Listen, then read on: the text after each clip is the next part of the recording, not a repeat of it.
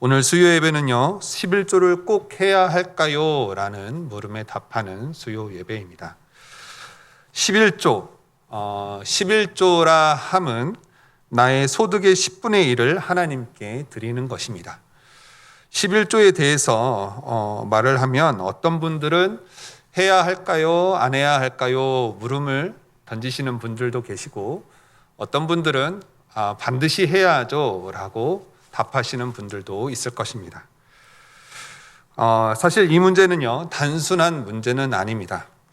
실제로 많은 공방이 있는 문제이고요, 현재도 진행 중에 있는 문제입니다.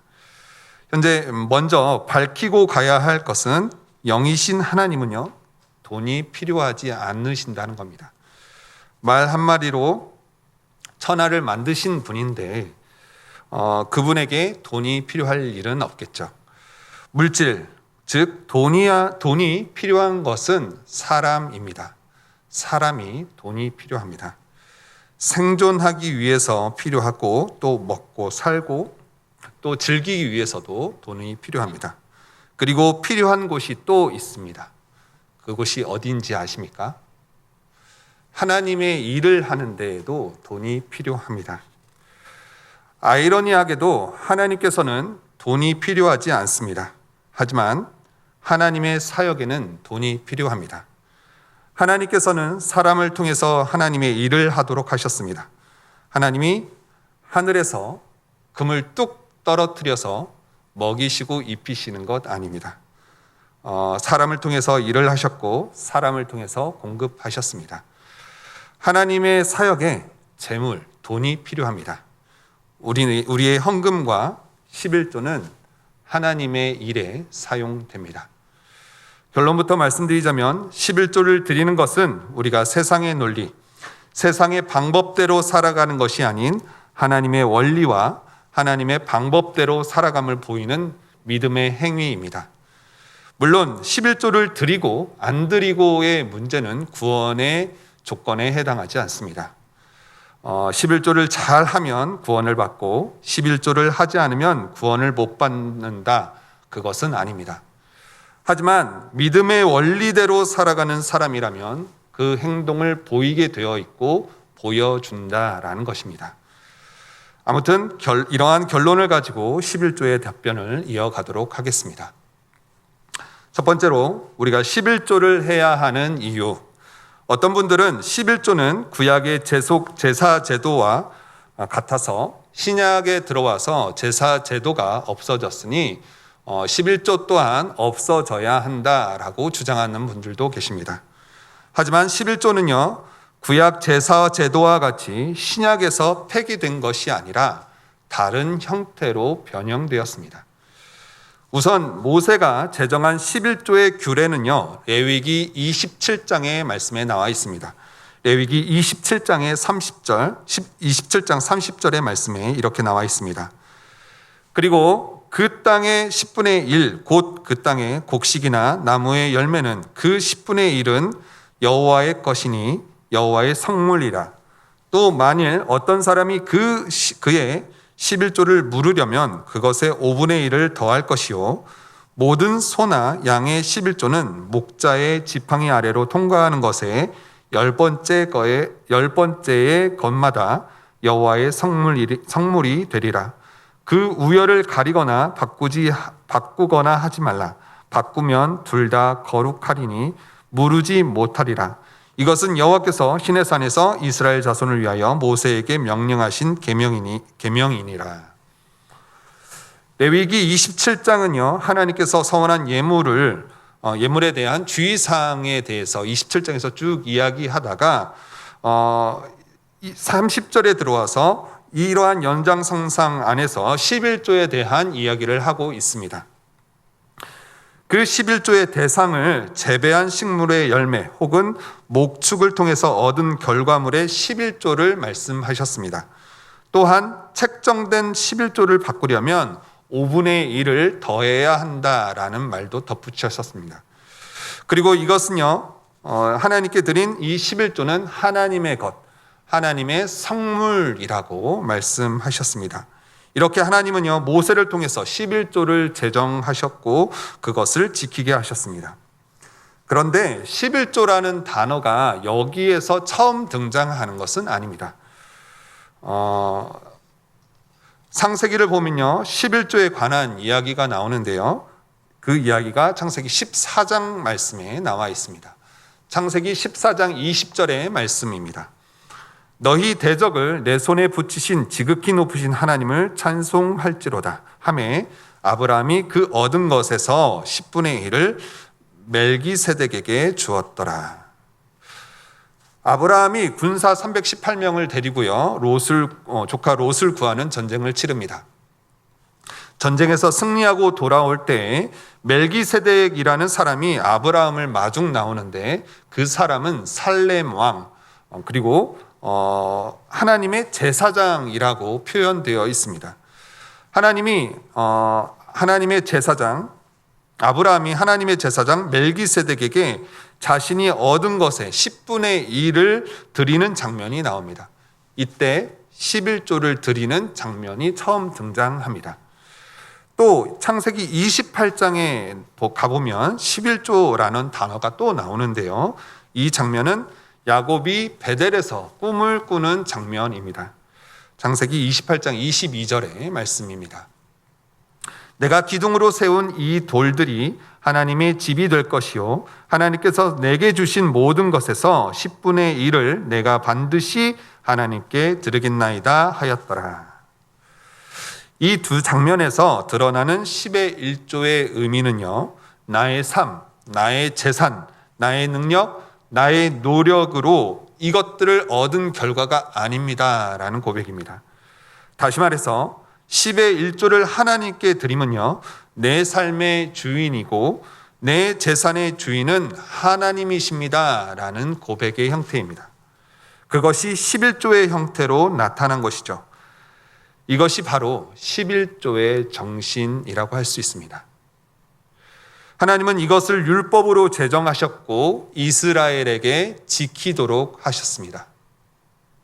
하지만 이것이 신약 시대에 와서요, 특별히 말씀으로 나타나지 않습니다. 마태복음과 누가복음에 11조에 관한 이야기가 나오기는 하지만요, 사도행전 이후 서신서에는요 11조라는 단어가 나오지 않습니다. 마태복음과 누가복음에서 나오는 11조, 그 11조의 이야기는요, 예수님께서 바리새인들을 향해서 하신 말씀입니다. 마태복음 23장 22절의 말씀입니다. 화 있을진저 외식하는 서기관들과 바리새인들이여, 너희가 박하와 회양과 근체의 11조는 들이되 율법에 더 중한 바 정의와 긍휼과 믿음은 버렸도다. 그러나 이것도 행하고 저것도 버리지 말아야 할지니라. 이 말씀은 예수님이 바리새인들을 향해서 꾸짖는 말씀입니다. 신약 시대에 와서요, 예배는 성전 예배와 회당 예배가 중심을 이루었습니다. 그런데 문제는 시대가 거듭할수록 예배드리는 사람들이 외형적인 것에 너무 의식했다라는 것입니다. 급기야 성전에서는 물건을 파는 상사치의 소굴이 되었고요, 바리새인들은 11조를 하지 않아도 될 만한 박하와 회양과 근체의 11조까지 드리는 형국이 되어버렸어요. 바리새인들이 11조를 하지 않아도 될 채소들의 11조까지 한 이유에는 그것이 자랑거리가 되기 위함이었습니다. 즉 바리새인들의 외식이 이 11조에서도 나타나는 겁니다. 예수님은 그것을 보시고 꾸짖고 화를 내신 것입니다. 우리가 이 말씀에서 생각해 보아야 할 문제가 있는데, 내가 내는 11조가 혹은 내가 내는 헌금이 나의 자랑거리가 되고 있지 않나라는 문제입니다. 11조는, 헌금은 자랑거리가 아닙니다. 또 뽐내기 위한 것도 아닙니다. 하나님께 드리는 것이고, 말씀에서 말한 것처럼 더 그 11조의 정신으로 하나님께 드리는 것입니다. 하지만 이때부터 새로운 공동체가 생긴 다음에는요, 11조에 대한 이야기는 등장하지 않습니다. 왜 등장하지 않을까요? 그 이유는 11조가 신약 시대에 와서요, 연보라는 포괄적인 현금의 형태로 바뀌었기 때문입니다. 구약시대의 율법으로 제정된 11조가 신약시대에 와서 사라진 것이 아닙니다. 다른 형태로 바뀐 것, 다른 연보의 형태로 바뀐 것입니다. 다른 율법들, 예를 들어서 성막을 만드는 규례나 제사를 드리는 규례나 성막 중심의 생활을 하던 그 구약시대의 율법들은 예수님의 십자가로 인해서 더 이상 필요하지 않게 되었습니다. 하지만 11조는요, 폐기되지 않았습니다. 그 형태가 변하여서 더 필요한 곳에 사용되었습니다. 11조의 형태가 다시 부활한 때는요, 중세 시대입니다. 그렇다면 궁금증이 생깁니다. 오늘날 한국교회에서 이렇게 11조를 하게 된 이유가 무엇일까? 우리나라에서 복음을 전파하기 위해서 온 초기 선교사님들에 의해서 제정된 것인데요. 초기 선교사님들이 총회에서 11조를 연보의 한 형태로 하자라고 결의했기 때문입니다. 이렇게 결정한 이후에는요, 우리나라에 처음 들어온 선교사님들이 청교도 신앙을 가졌기 때문이기도 합니다. 미국 청교도 신앙을 가진 선교사님들은요, 정교 분리의 원칙에 따라서 종교의 자유를 위해서 국가로부터 독립을 원했습니다. 우리나라 역시 청교도 전통을 따라서 그 전통이 이어져 오게 되었고, 교회는 스스로 교회를 유지하기 위해서 11조를 해야 했던 것입니다. 이것이 우리나라 교회에 11조가 생기게 된 이유입니다.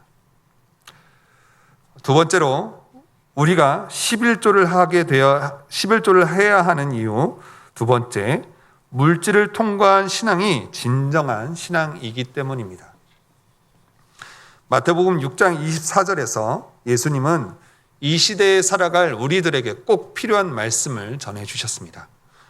마태복음 6장 24절의 말씀, 한 사람이 두 주인을 섬기지 못할 것이니 혹 이를 미워하고 저를 사랑하거나 혹 이를 중히 여기고 저를 경히 여김이라.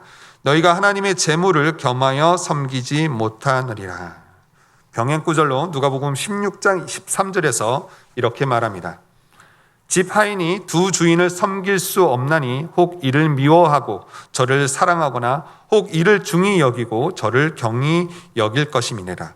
너희는 하나님과 재물을 겸하여 섬길 수 없느니라. 우리가 무엇을 비교할 때 완벽하게 차이나는 것을 비교하지 않습니다. 쉽게 말하면 이런 말입니다.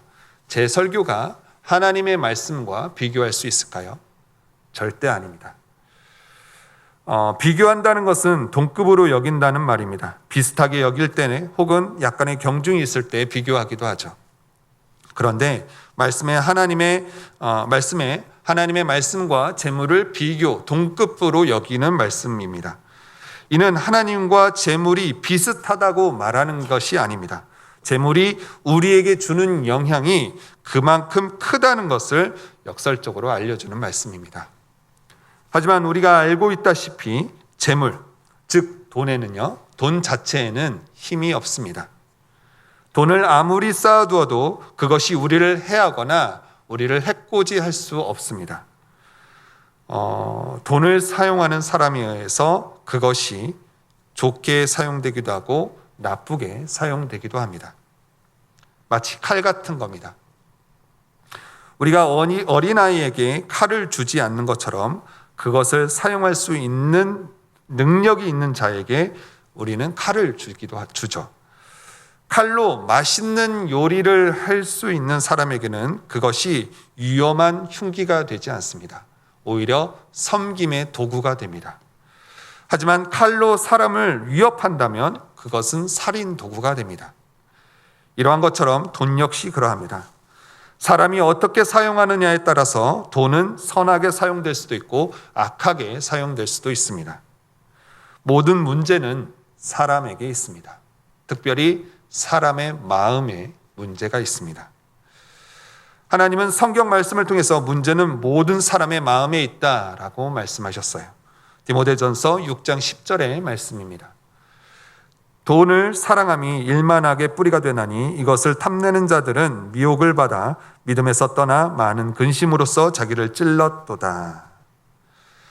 성경은 돈을 사랑하는 것이 일만하게 뿌리가 된다고 말씀하십니다. 다시 말해 돈에 욕심을 부리는 순간부터 악의 뿌리가 된다. 돈은 그냥 종이에 불과하지만 그것을 사람이 사랑하는 순간 악의 도구가 되고 만몬의 지배를 받게 된다는 것입니다. 돈을 사랑하면 하나님도 돈으로 보이고 성경도 돈으로 보일 수 있습니다. 문제는 사람의 마음에 있습니다. 내가 돈을 소유하고자 하는 욕심이 강할수록 돈 역시 나를 강력하게 끌어당깁니다. 신앙인 역시 이러한 돈에서 자유할 수 없고 마음의 욕심에서 자유할 수 없습니다. 하지만 우리에게 믿음이 있습니다. 하나님은 믿는 자에게 말씀을 통해서 약속하신 말씀이 있습니다. 신명기 8장 18절의 말씀입니다. 내 하나님 여호와를 기억하라. 그가 내게 재물 얻을 능력을 주셨습니다. 이같이 하심은 내 조상들에게 맹세하신 언약을 오늘과 같이 이루려 하심이니라. 하나님은 우리에게 재물 얻을 능력을 주셨다고 합니다. 그런데 이것은 하나의 전제 조건과 맞물려 있습니다. 그것은 하나님 여호와를 기억하는 것입니다. 여호와를 기억하는 것을 풀어서 이야기하면 이 땅에 먹고 마시고 입히시고 통치하시는 분이 하나님이라는 것을 기억하는 것입니다. 또 재물을 주시는 분 역시 하나님이시라는 것을 기억하는 것입니다. 우리가 욕심을 부리지 않아도 됩니다. 우리를 공급하시는 하나님을 인정하면 됩니다. 더 나아가 나를 입히시고 먹이시는 하나님이 주신 이 돈이 내 것이 아니라 하나님이 나에게 맡겨주신 돈이고 우리는 그 청지기의 삶을 사는 사람이라고 고백하는 것이 거룩한 신앙인의 모습이고 그리스도인의 정체성입니다. 나에게 주신 이 돈, 나에게 있는 이것이 내 것이 아니라고 고백하면요, 하나님께 드리는 것은 굉장히 쉬워집니다. 11조, 서두에서도 말씀드렸지만 성경은 11조를 하나님의 것이라고 선포하셨습니다. 하나님의 것을 하나님께 드리는 것, 그것 굉장히 쉬운 거겠죠. 그것은 전혀 아깝거나 아쉬워하지 않습니다. 우리가 받은 것을 하나님께 돌려드릴 때 하나님께서 다시 우리에게 돌려주신다고 합니다. 하나님께서는 나를 공급하시고 나를 입히시고 나를 먹이시는 분이십니다. 세 번째로 우리가 11조를 해야 하는 이유, 교회를 통해서 이루어지는 구제 선교를 위해서 교회 재정이 사용되기 때문입니다. 신명기 14장 28절과 29절에 보면 11조에 관한 이야기가 나옵니다. 신명기 14장 28절과 29절의 말씀입니다.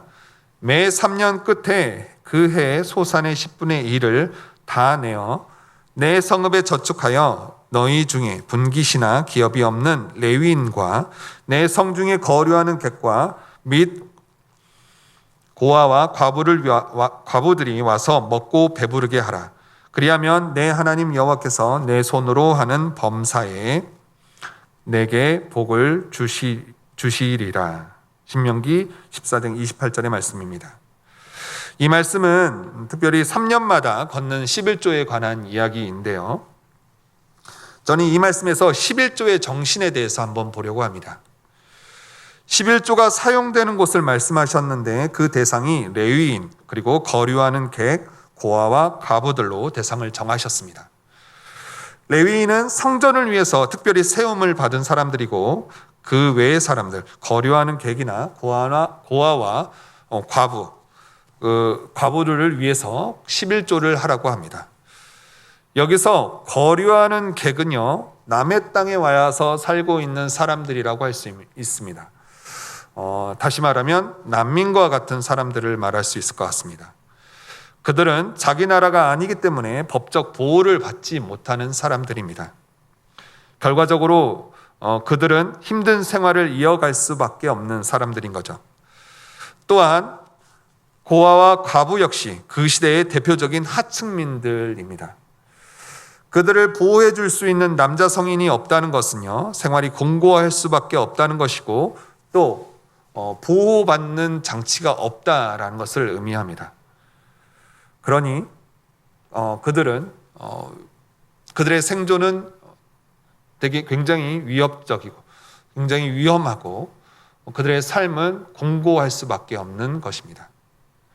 11조는 그러한 사람들을 위해서 사용하라는 것입니다. 다시 말해 신명기 14장 28절과 29절에서 말하는 11조의 정신은요, 교회를 위하여 헌신된 자를 위해서 사용되고 또 보호받지 못하고 궁핍한 생활을 하는 그들을 위해서 사용하라고 하는 겁니다. 즉, 그 11조는 돌봄을 위해서 사용하라는 겁니다.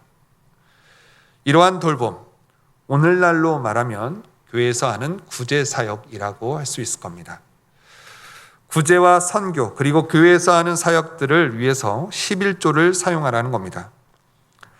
서두에서도 말씀드렸던 대로 초기 선교사님들은요, 교회의 역할, 즉 구제하고 선교하고 치료하고 말씀을 전하는 사역을 위해서 교회가 자립해야 하는데 그러려면 재정이 필요했던 겁니다. 국가의 도움 없이 스스로 자립하기 위해서는요, 11조를 내기로 결의했던 겁니다. 이러한 전통은 좋은 전통이라고 할 수 있겠죠. 이렇게 실제로 이러한 좋은 전통이었던 11조는요, 교회에 좋은 힘이 되었습니다. 일제시대를 지나면서 선교사님들이 철수를 하셨는데 선교사님들이 떠나고도 여전히 교회가 존재할 수 있었던 이유, 11조의 힘이 큽니다. 교회를 유지할 수 있으니 더 나아가 예수님이 하신 사역을 교회 공동체가 할 수 있었던 이유에도요, 이 11조의 힘으로 그렇게 이어올 수 있었던 겁니다. 사실 11조는요, 교회 재정의 상당 부분을 차지합니다.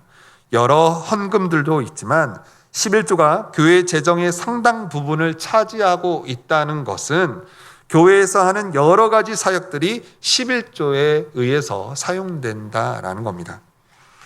우리 교회 같으면요, 선교사님들을 지원하거나 또 방송 문서 선교를 위해서 상당 부분 사용되고 있다라는 것을 의미합니다.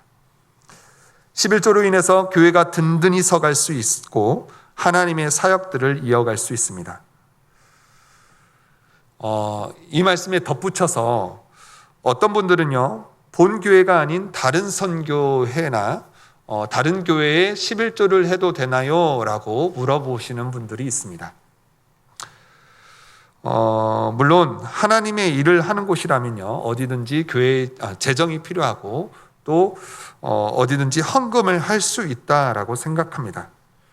하지만 내가 소속되어 있는 곳, 말씀을 듣고 또 내가 사랑받는 곳이 먼저라고 생각합니다.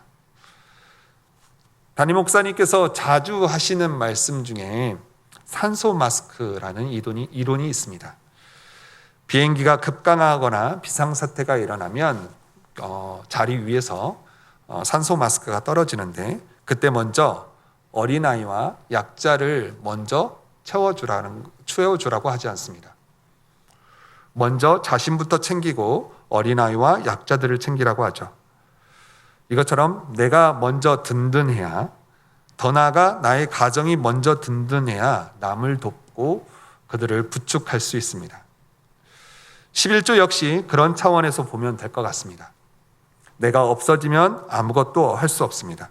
내가 체력이 부실하면 아무도 도와줄 수 없습니다. 내가 건강해야 남을 도와줄 수도 있고 남을 부축할 수도 있는 것이죠. 특별히 교회 직분을 맡으신 분들이라면 먼저 교회를 사랑하고 또 교회를 든든하게 세우는 것이 맞다라고 생각됩니다. 네 번째로 그렇다면 11조를 실제로 하는 사람들에게 하나님이 주시는 약속의 말씀은 무엇일까요? 우리가 너무나도 잘 알고 있는 말씀입니다. 말라기 3장 10절에서 부터의 말씀입니다. 말라기 3장 10절에서 12절의 말씀. 만군의 여호와가 이르노라, 너희의 온전한 11조를 창고에 들여 나의 집에 양식이 있게 하고 그것으로 나를 시험하여 내가 하늘 문을 열고 너희에게 복을 쌓을 곳이 없도록 붙지 아니하나 보라.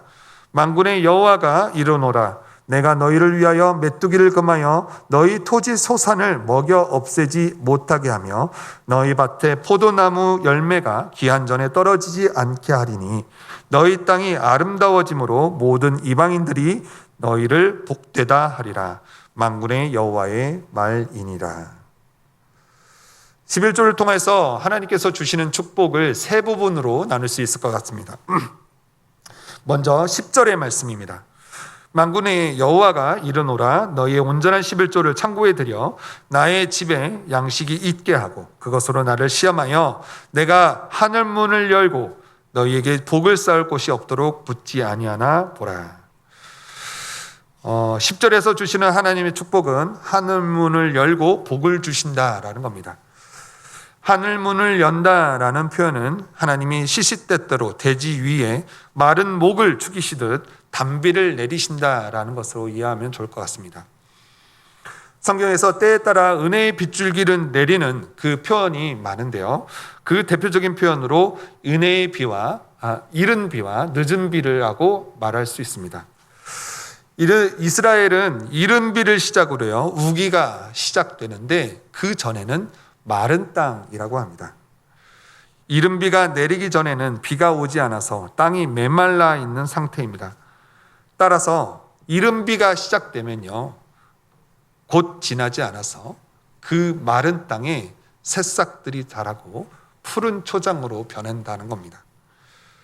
늦은 비는 겨울이 끝나고 봄이 시작될 때 내리는 비입니다. 늦은 비는 겨울 동안 자란 농작물의 결실에 지대한 영향을 미치는 비입니다. 하늘을 연다, 하늘문을 연다라는 말은 땅에 필요한 비를 적절하게 내려 하나님께서 필요에 따라 그 비를 내려주심으로 이 땅이 충만하게 채운다. 이 땅의 은혜를 충만하게 채운다라는 말씀입니다. 농작물의 결실에 있어서 기온도 중요하지만 비도 정말 중요합니다. 비가 내리지 않으면 말라 죽거나 결실이 빈약하게 됩니다. 그래서 수확은 줄어들게 되죠. 비가 적절하게 내려주어야 이 땅의 농작물들은 풍성할 수 있습니다.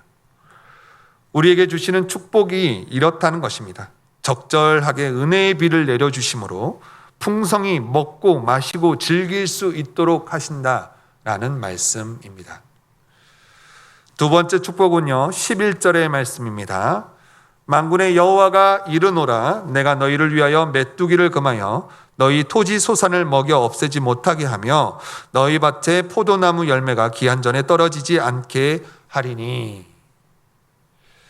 출애굽 당시 하나님이 애굽에게 내린 재앙 중에 메뚜기 재앙이 있을 정도로 메뚜기 때의 급습은요, 재앙 수준인데 하나님은 이러한 자연 재해로부터 보호받을 것이라고 이야기합니다.